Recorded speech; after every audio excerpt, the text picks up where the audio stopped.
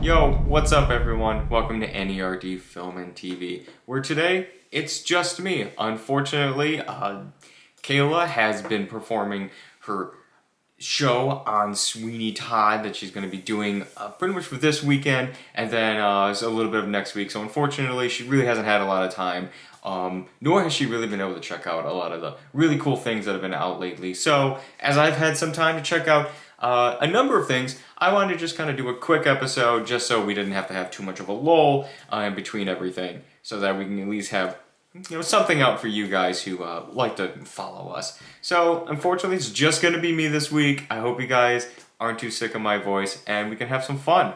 So, I'm going to give my quick review of No Time to Die, the latest James Bond movie, the final Daniel Craig James Bond movie, something I'm really excited about. I'm going to give my thoughts on Midnight Mass, Netflix's kind of latest popular horror series made by Mike Flanagan.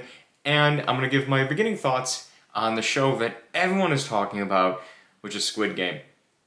But to start it off, I'm going to give my quick review of No Time to Die. Now, as a background, anyone who's been listening to the show, I've said 1,000 times before, I'm a huge fan of the Daniel Craig James Bond movies.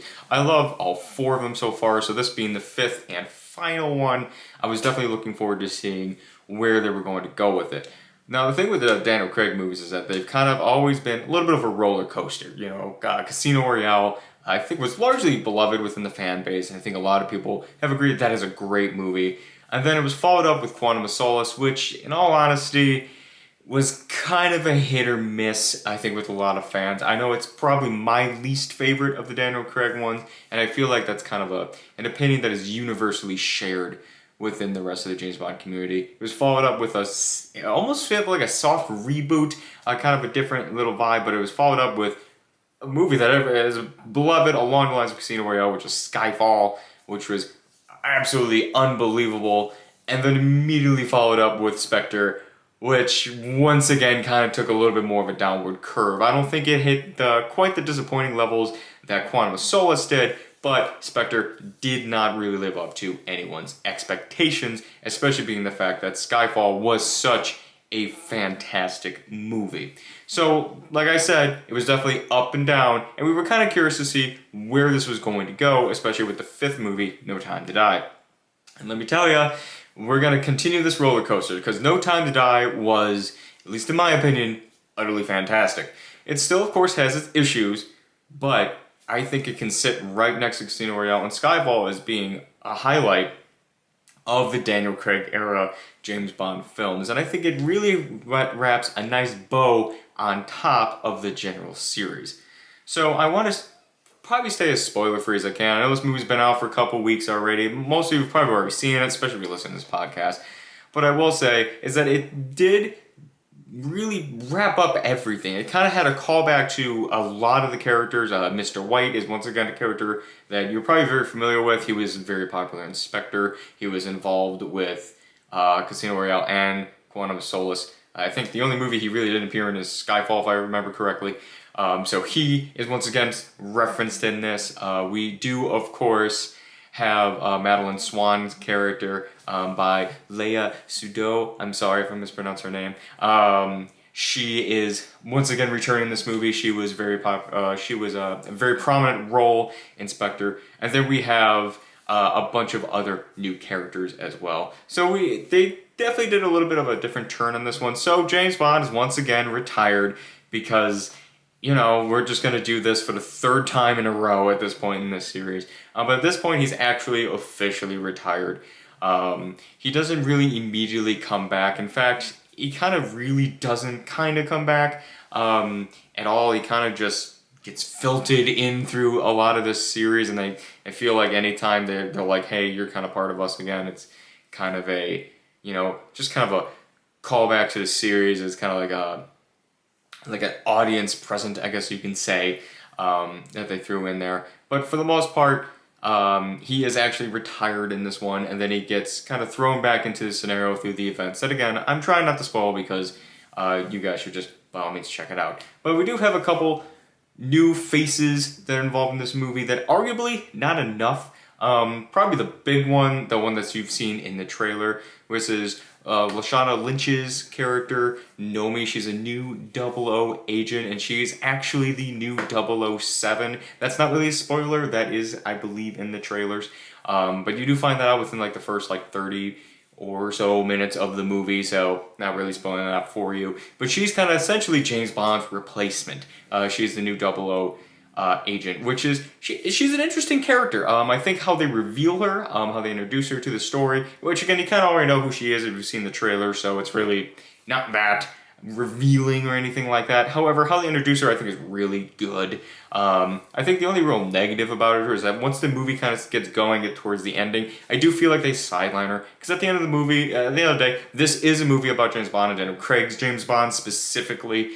This really isn't a story about any of the other ones. So she's kind of introduced as this really cool new character and then kind of thrown to the side, which is a little unfortunate for a character that is overall kind of cool. I don't really know if we're ever going to see more of her. I don't think there's going to be spin-off or anything like that. I don't even know how well she's liked within the James Bond community. Obviously, this movie's brand new. However, she was an interesting character.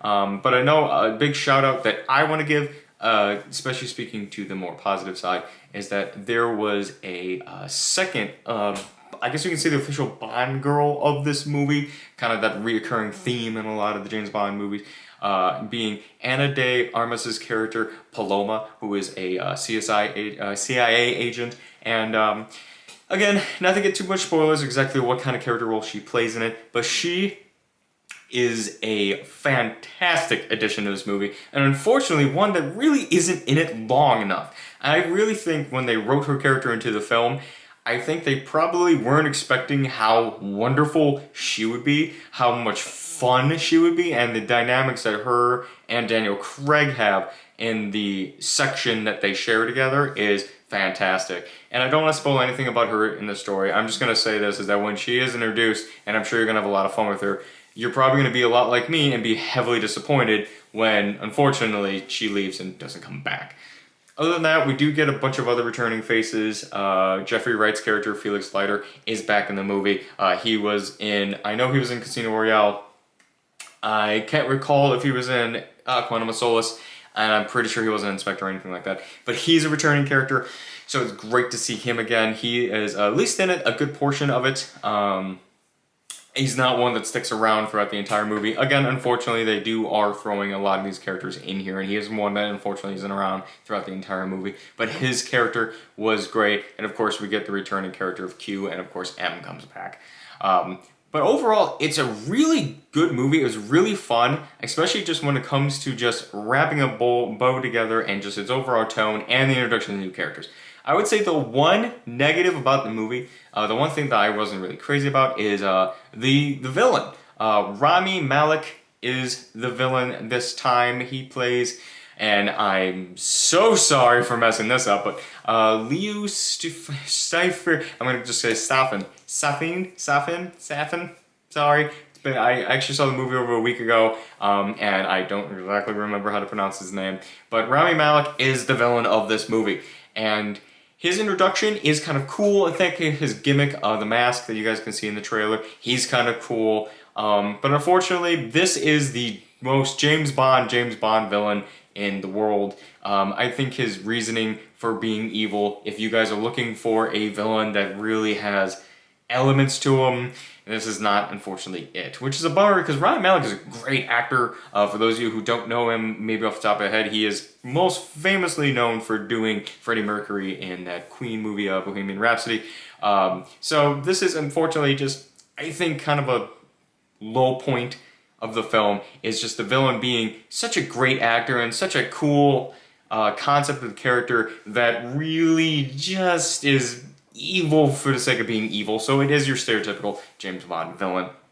That is kind of a huge letdown, especially being the fact that I still think about the villain in Skyfall, who is just a fantastic character. So it is a big letdown that this movie, I think, couldn't live up to that. Or the villain from Casino Royale. who was, again, another super interesting one. So, if you guys haven't checked out No Time to Die yet, if you've been a fan of Daniel Craig James Bond, you should definitely check it out. If you're not comfortable with seeing it at theaters, obviously these movies have a really fast turnaround time. I'm sure it'll be available to rent or buy before you know it, or maybe even on a streaming service. Hopefully they'll put the other James Bond movies in the streaming service. I know Casino Royale is on Netflix right now if you guys want to rewatch that one. Other than that, great movie, and I think a nice bow to tie up the rest. It's probably my personal favorite movie of this year, to be honest. Probably right under it you would have Shang-Chi, which was, again, another really fun movie. However, I did check my watch a few times during Shang-Chi, and I did not check my watch during No Time to Die. So I think I would have to put No Time to Die above it. At least for me personally. I totally understand if some people say, hey, Shang-Chi is better. I know Kayla would most likely say that. She, again, unfortunately has not had the time to go see or watch any of this stuff. But that is my general opinion of that. Hopefully when we can get Kayla back after she's done filming, not done filming, after she's done performing her Sweeney Todd performance, hopefully we can get her to be able to see it, maybe give some thoughts on it and see where she stands on it. Hopefully she has a good time. Other than that, I have checked out Midnight Mass, which is the latest Michael Flanagan series on Netflix. So, a little bit of a backstory with this one. He's made the other two series, The Haunting on Hill House and then The Haunting of Bly Manor. The Hill House series I remember really liking. I felt like it kind of fell apart near the ending, but I remember it being really good. And then Bly Manor, I just wasn't as crazy as that one. About that one, I remember, especially with the ending, I just didn't make any sense. I actually thought there was a lot of plot holes. And scenarios. I felt like, with the Bly Manor specifically, that last scene, I mean, it's been out for a couple years, so I feel like spoilers are okay, but the last scene with the woman touching the couch, showing the ghost like never left her side or something like that, just didn't really make any sense to me if you really break it down. So, but I haven't seen that in forever, so I don't think I could really explain that as much as I felt at the time. But this is the third series that he has worked on. So I was definitely looking forward to it. You know, I think he's always making an interesting concept, and this one, arguably, probably the most interesting concept of all of them. I actually didn't watch a trailer for this. I had no idea what this was about going into it. So when I sat down and watched the first episode, you know, it definitely was given, you know, that small island vibes, and obviously there was a huge religious tone to it. And then they start introducing these creepy characters, and you start kind of wondering, okay, what's going on? And then obviously as the series progresses, you introduce the main elements of the story, and it really breaks down for what this is actually about, and it just goes from there. So again, I'm trying not to spoil any of this stuff, because obviously this stuff's been out for a while, and this is a series. This is, I believe, 10 episodes, maybe 8 episodes. So obviously it's not as easy to sit down as watching James Bond in one whole sitting is. So I want to make sure that you guys can check it out before I just go ahead and spoil all this stuff. You know, maybe if Kayla was here, we'd dive a little bit more into the elements. But I will say this, Midnight Mass, in my opinion, probably one of my favorite shows I've seen this year. I definitely think HBO's Mayor of Easttown is still just hands down #1 from beginning to end. That show is utterly fantastic. But this is definitely definitely in the running for a strong #2. Just as a whole, now that I've completed it. All of the characters, for the most part, are very captivating. The general story and the elements that they introduce, I think, are really good. And I think the thing that we just need to talk about, Samantha Sloyan plays a character named Bev Keane, who is a unbelievable antagonist throughout this series. I've always believed that a story is only as good as its villain, and whereas elements like James Bond, like, is a little bit different, because even though the villain wasn't great, the fact that it was that movie was about so many other things that it all kind of tied together and worked out in the end. This particular show lived and breathed by its phenomenal villain. She was excellently cast.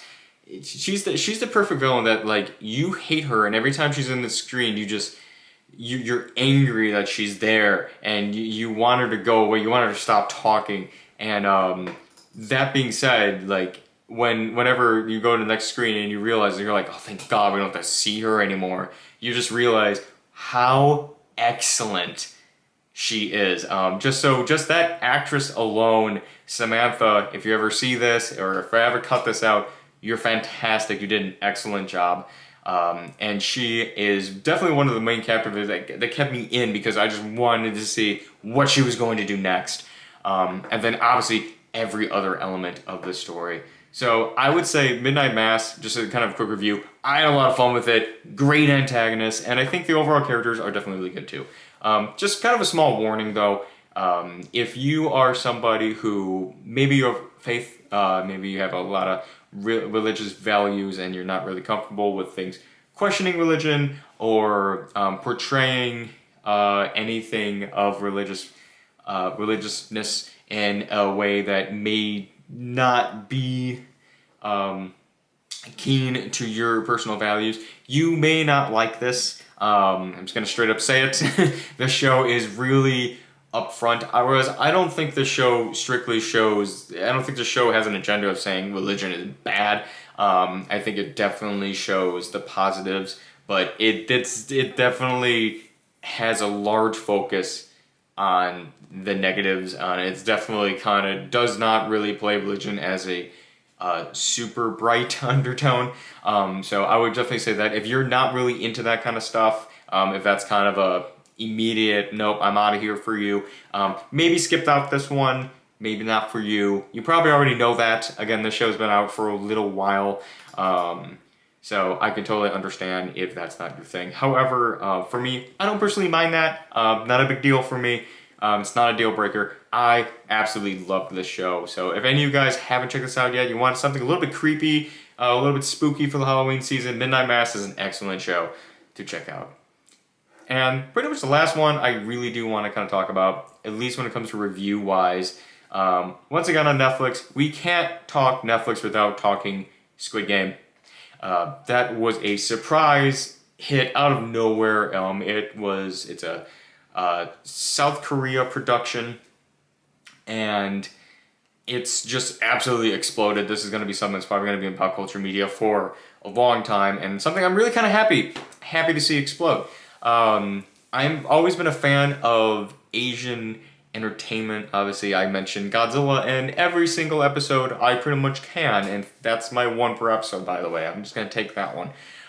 So I've always liked dubbed things. I know Kayla watches a lot of anime as well. So we're definitely a lot more comfortable, and we're into the Asian entertainment market. So seeing this show not only just come and obviously be very good, I don't want to discount that. This show is excellent, but also see it explode in popularity is unbelievable. I'm really happy about that, because we're gonna get more people into that, not only just that culture, but obviously that culture's entertainment, and introduce them to other things, which honestly, if you're into that and you like that kind of stuff, I mean, there's nothing wrong with having more choices and expanding your horizon.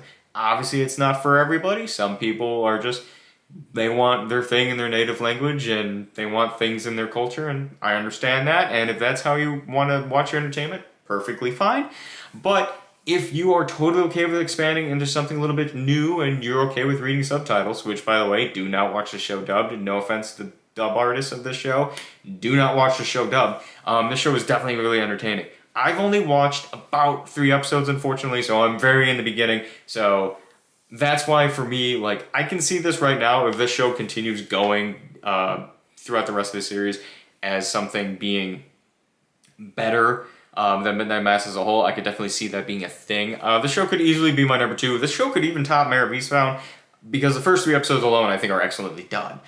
Just the flow of it is really good, and I'm just captivated, and I really want to watch the rest of it. Unfortunately, though, I just really haven't had the time to really sit down and do the entire thing. So I'm hoping maybe I can finish it by the time Kayla comes back, and we can get another episode off for you, and hopefully Kayla can check it out. I know this is obviously something she's definitely going to be interested in. I know she's been able to watch at least 1 episode of it, so, you know, she's got about however many more there is. I think it's a 10-episode series, so we definitely have a little bit more to watch through before we're able to finish it.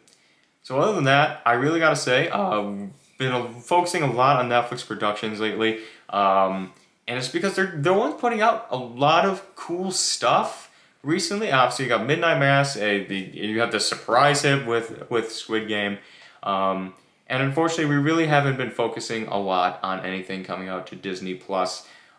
Or HBO Max. In fact, I can't even tell you the last time something on HBO Max came out.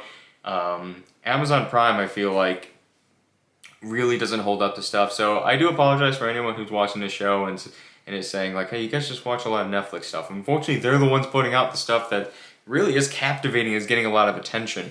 And obviously, if it's getting a lot of attention, it's definitely going to spark Kaylee and I's interest too. But if you guys want us to check out any other show, please leave comments. Send us a message on Twitter, send us a message on Instagram, send us a message on TikTok as well, and we would love to check out other shows. We would love to expand our horizons. We don't just always want to cover Marvel or Netflix shows on here. We definitely do want to expand to other shows as well. It just, unfortunately, we're just looking for other things. And these are the ones that are really catching our attention, and they just happen to always be on the same things. But again, if you guys have some suggestions, please let us know. We would love to do it. Also, anime. We're not limited to that. I know Kayla's been watching Inuyasha in her small time. So if you're an Inuyasha fan, leave a like, leave a comment. Tell us what your favorite character is. But I know if we're doing a big focus on Netflix, it's kind of hard not to talk about their little conundrum that they've had. So now that the kind of review section is more or less over, we'll give some news. Netflix did, they've had a signed deal with the comedian Dave Chapelle for a long time. He's been having a number of stand-ups that he's been putting on with them exclusively for a long period of time. And the latest stand-up he's done, Closer, has a bit of some commentary on the trans community, which has not gone over well. So I've watched the stand-up, and I've always been a fan of Dave Chapelle. I've never had a problem with him personally. I've always respected him, and I always thought he was actually pretty funny. He's always been my type of comedy. I don't mind it when it goes a little over the edge. So I've obviously grown up with him. I watched the Dave Chapelle show when I was younger, and then as I got older, you understand it a lot differently, and you see his point of views, and I think a lot of that show has become more relevant today than ever before. But that being said, he has introduced more commentary, and he threw his comments on the trans community in his latest, or not really trans community, but trans person in his latest stand-up. And that has really gotten some kind of pushback from Netflix, and Netflix has kind of doubled down on their contract with him and in support of the content that they put out. So they are definitely kind of going a little bit more back and forth with that. So I can see definitely some people, looking at Netflix right now and kind of going, obviously Netflix is a huge service. It does have a lot of audiences that it does cater to. It can't just cater to one audience. Just like the fact that we have Midnight Mass, which is definitely an American production, probably caters to the American market, American European market. And then we have Squid Game, which was probably originally intended to cater to the Asian market, and then it exploded to worldwide. Much like how you have those two markets, they have their anime, and obviously they have the comedy, they have multiple genres. You're going to have content like this that, is definitely not going to be agreed upon by everyone else. So I can't really comment on whether or not what he said was offensive. Obviously, or maybe not obvious, but I can solidify right here, I am not trans. I was born male, and I use male pronouns. That is who I am, so I really can't comment on whether or not anything he said is offensive. That's not my place to, and I'm not going to tell somebody that what he said wasn't offensive. That is obviously your derogatory. But it is something to bring out, that Netflix does have this scenario going on. I know a lot of their trans workers have staged a walkout. Whether or not it has happened yet, I'm not 100% sure on, but I have seen multiple outlets from GameSpot to IGN all commenting on the fact that the Netflix employees are going to be staging a walkout. So I would like to know your guys' feedback. How do you guys feel about this scenario? Do you guys think that this is something that Netflix maybe did wrong here? Do you think they should have reviewed this stand-up? Do you think they should have watched this content and went, hey, you know what? This is a little risky. Maybe you shouldn't have said this, and then maybe not put this out. I don't know where the contract is with Dave Chapelle. Obviously, they have contracts with them, so I'm sure there's a legit reason for it. Do you think Dave Chapelle, shouldn't have said these things? Do you think that this is a comedy thing? I've seen a lot of different perspectives of it. As far as my perspective, I don't really know. Again, I kind of sit in the middle. I don't think I'm allowed to say or really say whether or not it is or is not offensive because, again, I'm not part of that community. But I will say that it has had its ramifications and, maybe should be reviewed. So I'm definitely going to follow up with the story to see what Dave Chapelle does, see what Netflix does, see if anything comes of this. Maybe everyone just might sweep this under the rug and just move on. Who really knows? Do you guys think that's the right thing to do, or do you guys think that something should happen? Please leave your feedback, leave some comments below. I'm definitely interested in to see if I can get Kayla to give her opinion about this. Maybe we'll be able to. If you guys want to hear Kayla's opinion about this, by all means, please let us know. Other than that, this is pretty much going to be the short episode of this week. Again, I'm by myself. I don't really like doing this by myself. I want to have somebody to riff-raff with. I want to go back and forth with. So, with Kayla performing her Sweeney Todd, unfortunately, you guys are just stuck with me for this one. Sorry. I'm sure it's not the most entertaining episode. But that being said, thank you guys for listening. If you guys want to hear more, of course, like and subscribe, do the whole thing, leave a comment. Tell us what you want us to watch. Tell us what your opinion is on anything going on. Tell us what you want to see more from us. We would love to know because are we trying to be the biggest YouTube channel, biggest podcast in the world? No. We're doing this for the fun of it, all right? But we also live and breathe by the people who want to have fun and listen to us with us. So that being said, please, by all means, let us know what you guys would like to hear or see, and we'll do our best to please you all. Till the next episode, everyone, nerd out.